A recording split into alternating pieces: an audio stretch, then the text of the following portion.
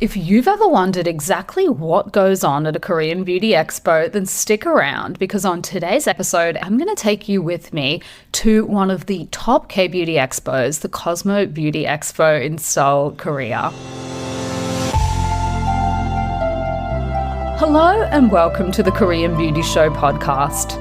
I'm your host, Lauren Lee, the founder of Style Story, where you can shop, learn, and explore the world of Korean skincare, and the founder of K-beauty brand Jellyco. Now, it has been a hot minute since I last recorded the show, and that is a lot of people have been stopping by in the DMs wondering what is going on. Is this the end of the show? If you have been following Style Story on Instagram, you may have seen our announcement that we are saying goodbye to our curated brands after 10 years, and we are still in the thick of that transition. There has been a lot of work in the background because of that, and I will go into all of that in a lot more detail on a future episode. But for now, in case you did miss it, what is happening is that we are currently clearing out our entire warehouse of all of our curated brands because we are going to be focusing our efforts, our attention, our time, all of that good stuff on Jellyco moving forward. So for the rest of June, basically for the last couple of months, we've been heavily discounting every other brand that is not Jellyco on the site because we are saying goodbye to our curated brands. So that has been part of the reason that I have been absent. That has necessitated a whole lot of work on the back end of our site with our logistics, as you might, I guess, assume with a huge change like that after 10 years. Style Story went online for the very first time in 2014. So that was 10 years ago. So we just have so much stuff on the back end of our website. We have so much on the front end as well, but there has been a lot of work going on in the background because of that. And like I mentioned, I will go into why all of that is happening, all of the behind the scenes sort of stuff on that on a later episode. I'm not going to cover it today just because this is already going to be a really jam-packed episode. The other thing is that I have had a whole lot of stuff going on in my personal life as well. I welcomed my little girl a few months ago. I was in Australia briefly as too because my grandma, she recently passed away at the ripe old age of 96. So we had a lot of family, celebrations, a celebration of her life as well to really farewell her. I was very, very close to my grandma, so that also happened. The other thing is that I have been arranging to move house. So it has just been, honestly, a very, very big year. I have had a lot going on, both professionally and also personally. So it's been a little bit hard to try and find some time to record the show, get a moment of peace and quiet, as you might assume with a new baby in the house. It is very touch and go. Anyone that has had a baby will know that you spend most of your time feeding them. And then, in between, it's just all a bit of a shit show, let's be honest.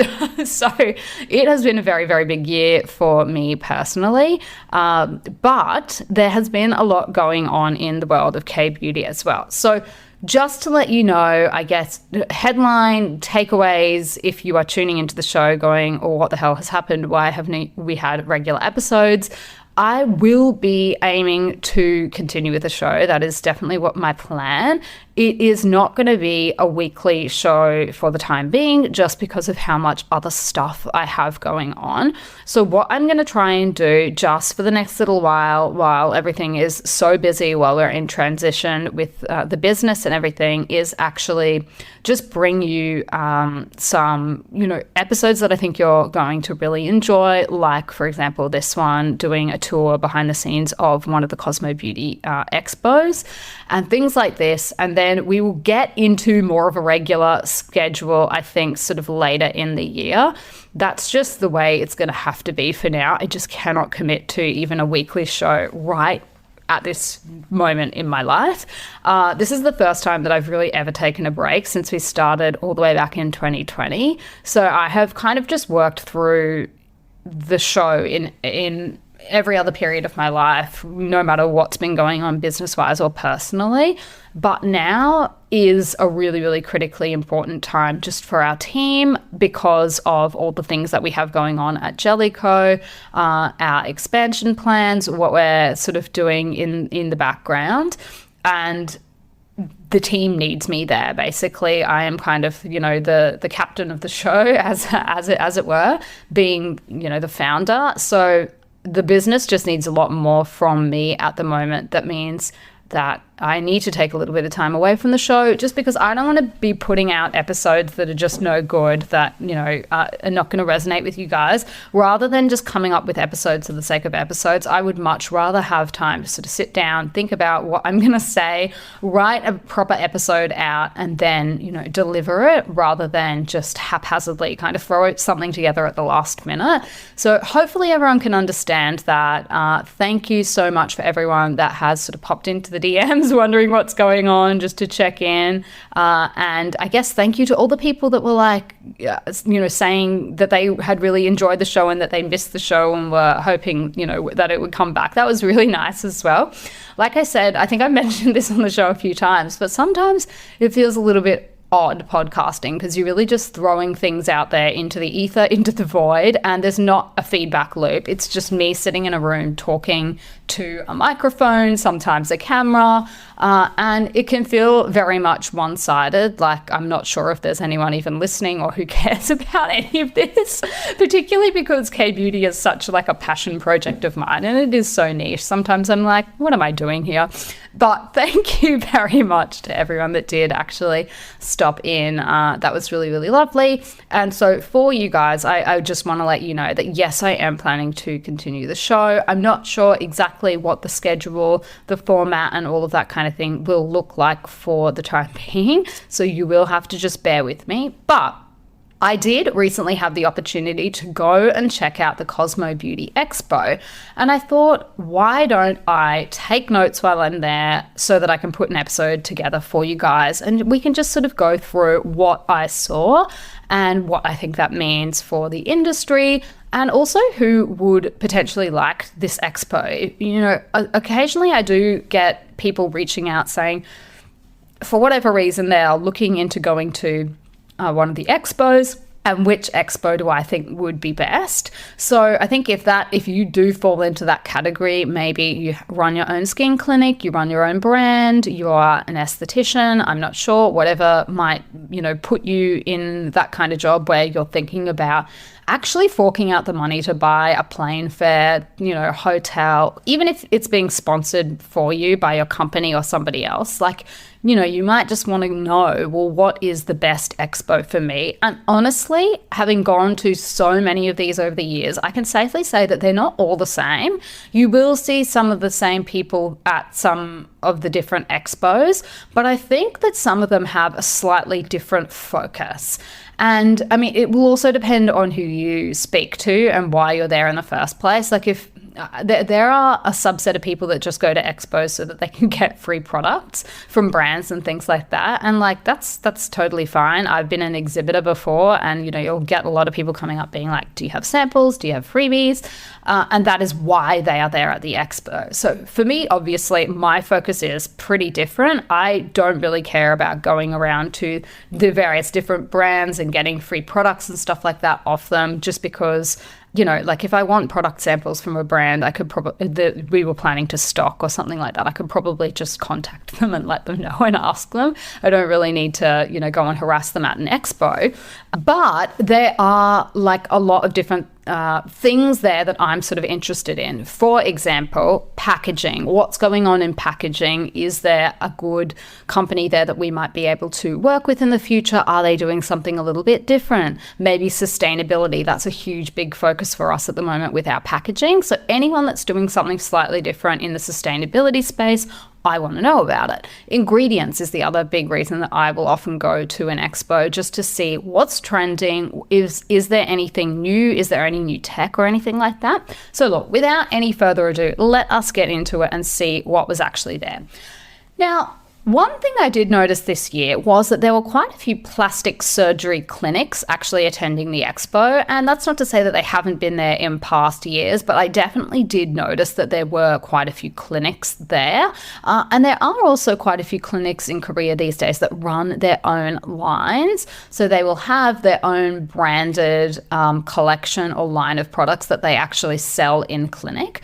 Now, some of the time the stuff that they sell is more focused on the kinds of things that you would expect a plastic surgery clinic to have. For example, regeneration, rejuvenation, and products that are complementary with the kinds of treatments that they're running in clinic. But a lot of the times it will just be simple skincare, face masks, sheet masks, and things like that. So I did notice that.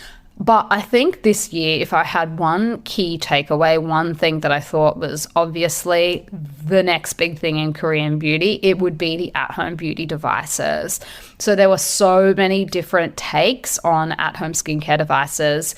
LED eye masks were one of the things I saw. So basically the benefits of the typical LED mask, but specifically in packaging in a format that would be good for your eye area, so that it just sort of sits in the curve underneath your eye. I don't think I've seen that before, so that was one thing I saw. The other thing was, I'm sure a lot of you have seen the Medicube devices. They've gone viral on social media. A lot of different influencers are promoting them. I think I even saw, I know Hailey Bieber has definitely been promoting them. I'm pretty sure Khloe Kardashian was even promoting them. So this is, I guess, the product that has spawned 100 different, I'm not going to call them knockoffs because I don't think that's very charitable.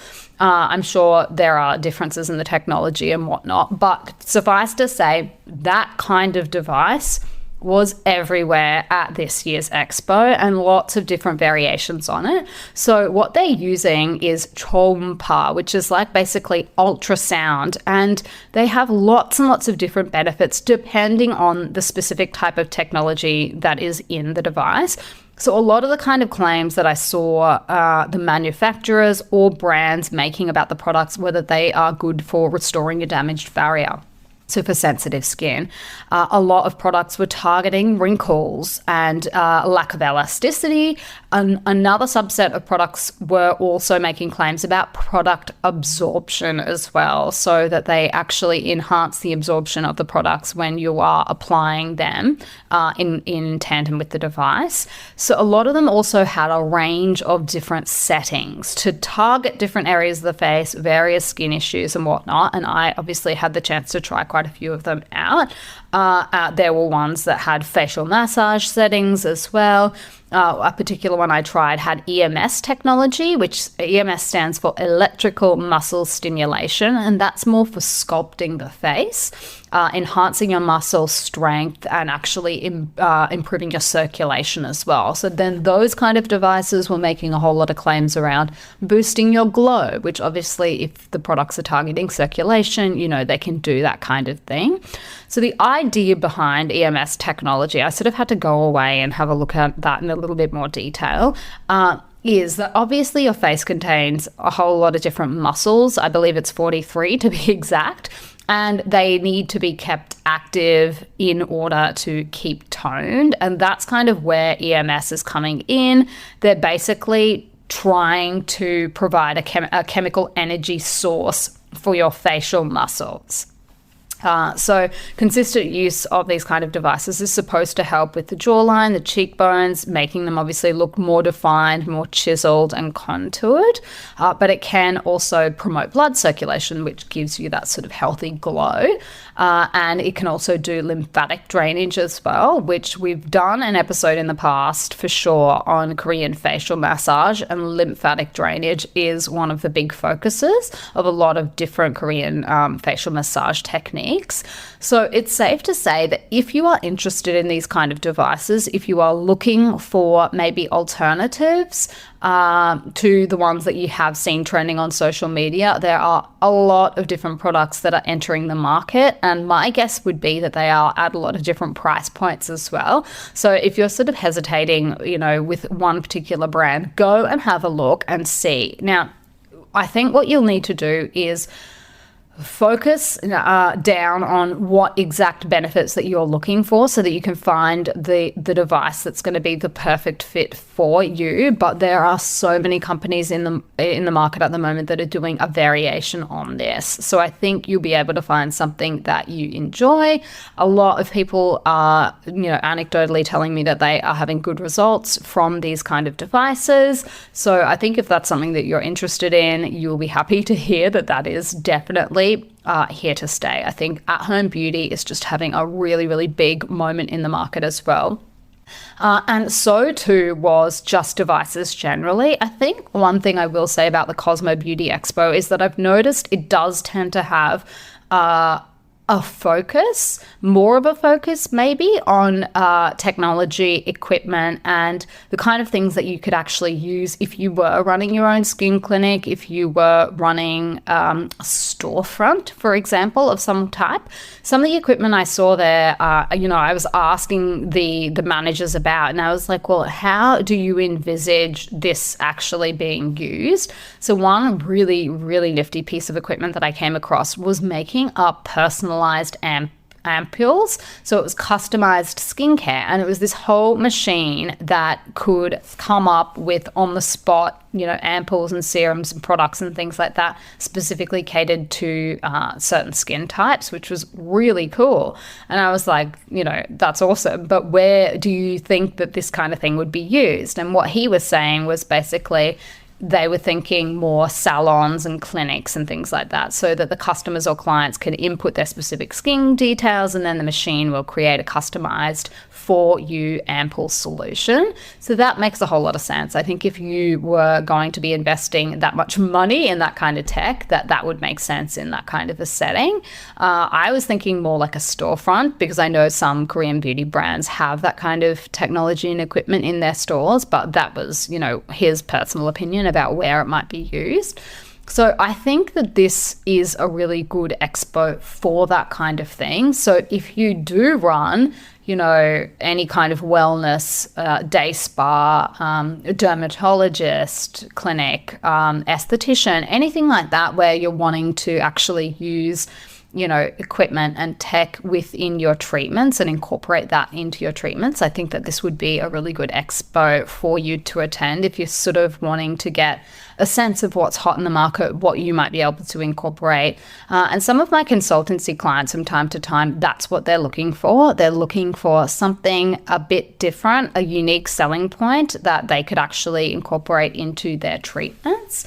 And, when I'm talking to them and sort of, asking them, well, what exactly are you looking for? Oftentimes they won't exactly know, but they have heard of various different things and they're just trying to get an edge maybe over their competitors in the market. So that's the kind of thing that I think, if that sounds like you will probably enjoy this. And similarly, in a similar vein, nail salons. So there is always a lot of different, tech and things like that you could use if you were running a nail salon. And I don't tend to focus too much of my time on those kind of things just because I don't run a nail salon. I love getting my nails done, but that's sort of not my area of specialty. But I did see one thing that was really cool, and that was a device, and it was basically designed to do a whole lot of different things for you if you were running your own salon. So for example, it had like a vacuum that could capture like nail gel and skin particles. It did UV disinfection. It had lighting to basically give you, a safer and more versatile environment. So these are all the kind of things that people are doing for the clinics. Like, they're coming up with new tech and things that could actually be used by people that are working in the industry, so beauty industry professionals.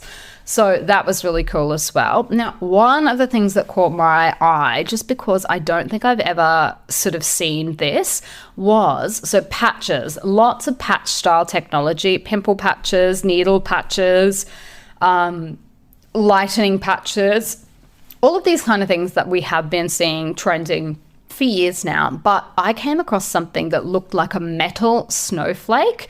It kind of looked a little bit scary, which is what drew my attention to it. And it was a magnesium pimple patch. So what they are is they're a new kind of patch that targets the bacteria associated with acne. And apparently they've completed testing to a 6 millimeter range. So they're basically able to kill bacteria that far down into the skin surface. So it does look kind of scary, like I said. It's like a metal snowflake that you would pop onto the skin, and then it sort of goes to work. And the idea behind this, because I had to like go away and do some research, is that the product is a magnesium microcarrier, and it's supposed to help calm trouble through the magnesium ionization process. And basically microcarriers, what they are is that they're finer than a strand of hair. And so they deliver the active ingredients deep into the skin. They say without pain. I didn't get a chance to actually try them, so I can't verify that. But they generate hydrogen through ionization to soothe skin troubles. And then they also have an antibacterial effect as well. So very, very interesting technology. I don't think you would get away with selling these necessarily in Australia without TGA approval. I also wonder if you would get away with selling these in the US as well, because of they're like your classic kind of FDA style claims, all of this kind of thing. So I don't know if you'll see them on the shelf maybe straight away. But these looked honestly really, really cool, very scary, but it'd be interesting to see if they actually work. So magnesium pimple patches, I thought they looked pretty cool. Now, the other thing is, obviously, if you've spent any time on social media lately, you will have seen the pad style products that everyone is raving about, the Korean beauty, like toning pads, hydrating pads. There's a million different things on the market. And I actually came across a manufacturer that makes all of these, and seeing the sheer range of different materials, the different styles of like beveling on the cotton pads themselves, it was mind-blowing. You know, I think I've mentioned that sometimes these will take up like an entire aisle of a Korean beauty store. And when I came across this manufacturer, I was like, well, no wonder. You could literally fill an entire store just with toning pad style products here. You know, they've got everything from cotton to rayon, gauze, lots of different functions as well. So some of them were more for exfoliating. A lot of them were double-sided. So you could do like exfoliating and hydrating. Honestly, it was quite overwhelming, but those kind of, manufacturers were there specifically to talk to people that run their own brands. Obviously, you know, if you have your own brand and you're looking to branch out and maybe do a toning pad style product, those were the kind of people that you could go and actually talk to. So that was really cool. I myself, I don't actually use toning pad style products. And the reason is that, you know, I've got rosacea, dry, very sensitive skin. And I just think it's too much friction. And I have tried a million different styles, including the ones that are supposed to be ultra gentle. And I honestly think that my skin just responds better to a product that I can pat in with my hands or maybe mist on rather than the toning pad style products. That's just me personally. But I know that a lot of people actually do really love them. So that was just a little bit cool. And I'm going to upload a video as well with the stuff that I saw. So if you're interested in that, you can go and check that out on social media. I'll upload it to TikTok.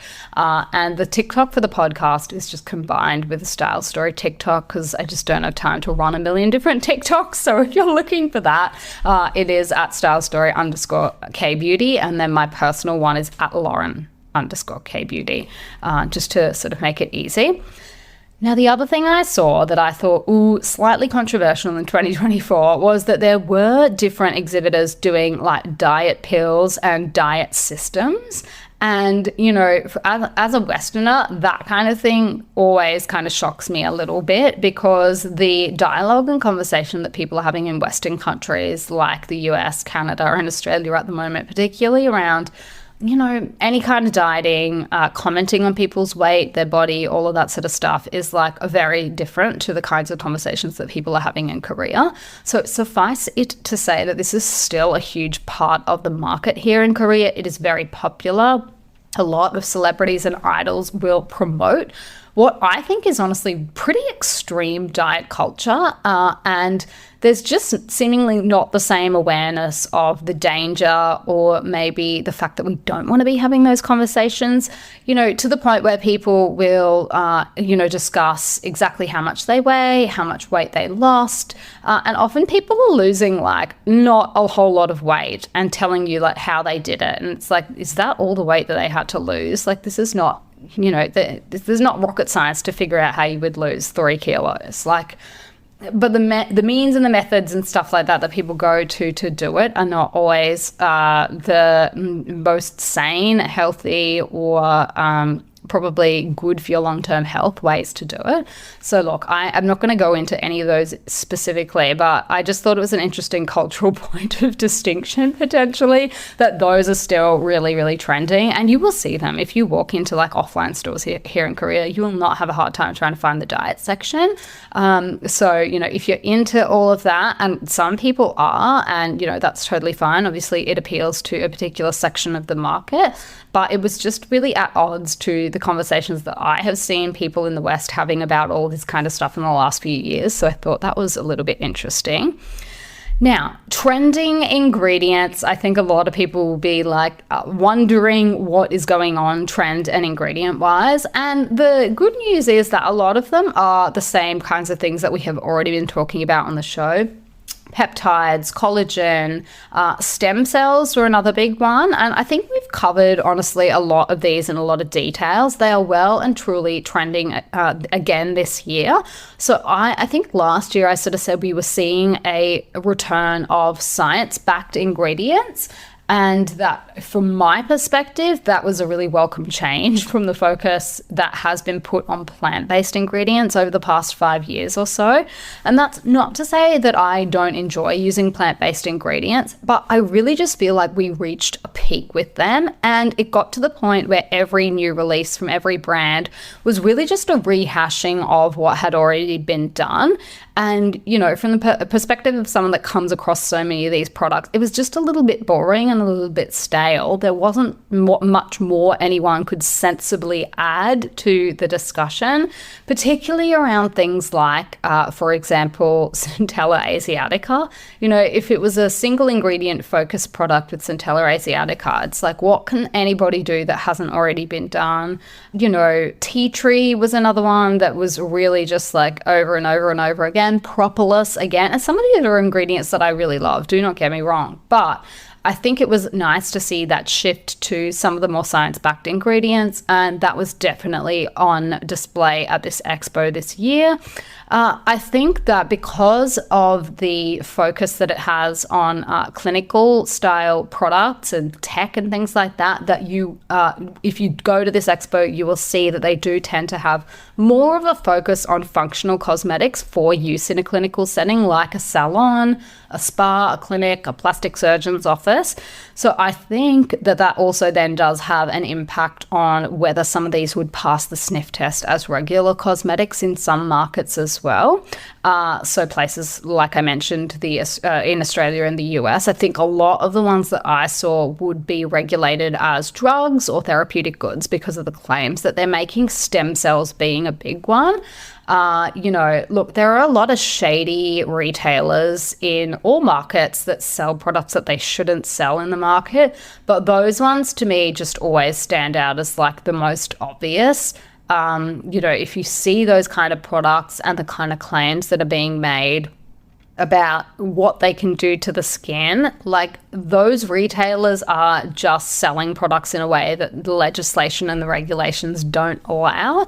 I think a lot of people have different perspectives on, whether that's a good or a bad thing. I know that with the sunscreen debate, there's always a lot of people that are like, well, just give us access to the products. And I totally understand that. But then you've got all the other people in the market that have to abide by the rules and do the right thing, the bigger brands, even smaller brands. My own brand, sometimes I look at the claims and things like that our competitors are making. And I'm just like, my God, I would love to be able to say that about our products, and you just can't. It's anti-competitive. And so a lot of those kind of things, I think, at this particular expo, if people are playing by the rules and doing the right thing, you probably won't see them on shelves, and they probably won't be available as easily, just because they do fall into a different regulatory category. Basically, they should be sold or regulated to you as drugs, and hence they are being advertised to people that run skin clinics, dermatologists' office, and things like that. People that probably need a whole lot of different regulations, certifications, and things like that on top to actually be able to provide you with those products. You know, some of the ones that I can think of that have really taken off in the last couple of years are things like the skin boosters and whatnot. All of those kind of things obviously can only be administered by a medical professional. You can't just be any old person doing like a Rejuven Healer treatment or something like that. So those are the kind of things that you will definitely see at these expos, but I don't think most normal people that don't have like a medical degree or something like that, you probably won't be able to get your hands on a lot of this stuff as easily. That's just a little bit of a tangent, but I don't know. I just feel like sometimes it needs to be said. There's just a lot of cowboys in, I think, the industry in general, and yeah, it's a source of frustration for me, because I feel like so much of my time is spent like trying to look into everything and like figure out what the rules are, and, you know, abide by the rules and do all of that regulatory and compliance sort of stuff. And then there's just a whole subset of people that just either ignore it, don't know it exists, or know it exists but like just don't care and push on anyway. And it is a bit of a source of frustration, particularly to brands that are like trying to do the right thing. Because if you're doing it right, it should actually be a bit of a headache. That's the truth. So anyway, look, there was a whole lot of stuff like that I definitely noticed. The other thing was hair and scalp products. So I feel like this is a growing subset of the industry for sure. I know we've mentioned that there are a lot more shampoos and treatment style products on the market, everything from, you know, just scalp care and whatnot to products that actually deposit color in your hair to like temporarily provide coverage of your grays. So I definitely noticed a lot more brands, devices, and products focusing on the health of the hair and the scalp at this expo, you know, offering massages and to actually like assess the health of the scalp as well in like more of a clinic or that kind of a setting. The other thing I saw that I really don't know that I've seen as many in the past were brushes, like hair brushes. There seem to be a lot of different manufacturers of hair brushes in attendance at the expo this year. Everything from like brushes to manage tangles, and I even saw something called a wave flexible vent wet brush. And basically what it's supposed to do is that the vents through the brush quickly dry most hair types by allowing the air to circulate freely and kind of blow through them. So the idea is that the brush itself is not bouncing off the hair like other brushes, which, you know, that's news to me. I'm not the most... What's the right way to say it? I guess, I mean, gosh, look at my hair. If you look at my hair, you can tell I don't have as much time as I would like to devote to my hair. But yeah, they had lots of different styles of brush as well that aim to protect the hair's cuticle, move with your hair, prevent split ends, all of those kind of things. I just felt like I saw a lot more this year than I have in years past. So that was, I guess, interesting to me. Now, some people will be interested to know which other K-beauty brands were there. And look, this was not my main focus when I was walking through the expo, but I did come across a couple. Lala Recipe was there, Mixsoon, Neogen. I saw Coxier as well. So quite a few different brands. I don't think that this is the biggest brand expo. I think if you are looking for a brand expo, then the K-Beauty Expo is what it's called, which is held at the end of the year, every year out in Ilsan. I think that is the better one for brands and more brand focus. I honestly think if I could recommend this expo to anyone in particular, it would be people that have their own brand or who are manufacturing, who are involved in that side of the industry, or people who have their own salon, clinic. You know, if you're a medical professional working in the, you know, aesthetic industry, that side of the industry, I think you will really enjoy this. Obviously, if you are a nail tech, or maybe even run a hair clinic. Like, I don't know, is that a thing? Are there special clinics just for the hair? There seem to be so many products and devices that you could probably start your own if that's not already a thing, was what I was thinking. But yeah, definitely more for beauty industry professionals rather than just people that are wanting to go around and meet lots of different brands and see products that are out there. That's what I would say. You will be able to meet with a lot of different packaging manufacturers, ingredient manufacturers, and just sort of get a sense, get a pulse for what is actually going on in the industry here in Korea. Now, it's also, the other thing I should point out is it's not just Korean companies as well. There are also companies from China. There are companies from other countries as well that are given like their own stands, or that, come with their own stands. So you can actually meet some other, I guess, companies from around the world as well, but it's not as internationally focused. I would say the vast majority of the exhibitors are Korean, but there are always a few that are not, and the Chinese being the big ones that I can think of, particularly around manufacturing and technology and things like that. I always see, maybe sheet mask manufacturers or something of that nature that are, there displaying their stuff. So that was, I just think, like a helicopter level of what is going on, the kinds of micro trends that I'm noticing in the industry this year. So I hope that if you are also a fan of K-beauty, that this has been interesting just to kind of see it. I know a lot of our listeners are more interested in, building their own skincare routine and things like that. But we do have a lot of estheticians in particular that tune into the podcast. I have worked with a range of different estheticians that come to me having listened to the podcast and then want to work together. Consulting is another thing that I actually do as part of my business. And I've noticed that there are a lot of estheticians that are really, really interested in this part of the industry and trying to offer this to their customers as well, because of course this is what customers are asking for. This is what clients are asking for all over the world. Anyone that's interested in beauty now is asking about Korean beauty. I think that just makes sense. I think Korea has finally managed to establish itself as the go-to source of everything beauty related, from skincare all the way up to medical care, drugs, devices, all of that kind of stuff. And I think that it is really just becoming a powerhouse. So this kind of expo, if you are thinking about it, if you have maybe you're even just a regular consumer, but you're like, I've always wanted to go and check it out, then hopefully this will give you, I guess, a better idea of what actually goes on, who attends expos like this. And you can sign up in advance if you want to go along. You can also just come on the day and register on the spot, which is what I actually did. I wasn't planning to attend, and then I had like a brief break in my schedule, and I was like, you know what, why don't I just duck in and see what's going on? And so that's what I did. I just quickly jumped on the subway, went over and checked it out. I don't think I would have been there for more than a couple of hours, but just so that I could sort of take a look around and see what was going on. So if you are like me and just happen to find yourself in Seoul one day at a time when an expo is going on, just know that you can actually rock up to the expo site, register, and walk straight in.